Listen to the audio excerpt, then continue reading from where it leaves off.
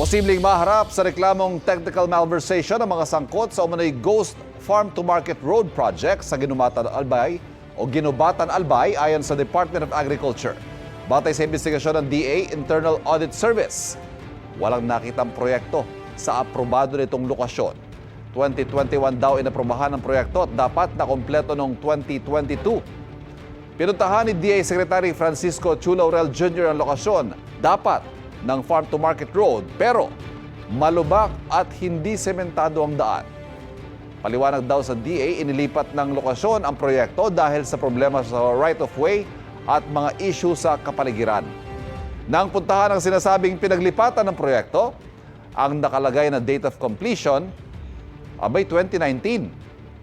Iginit ang DPWH Albay 3rd District Engineering Office na maayos ang implementasyon ng farm-to-market road. Nagkamali lang daw ang kontraktor sa paglagay ng petsa sa marker. Kapuso, huwag magpapahuli sa latest news and updates. Mag-iuna ka sa balita at mag-subscribe sa YouTube channel ng GMA Integrated News.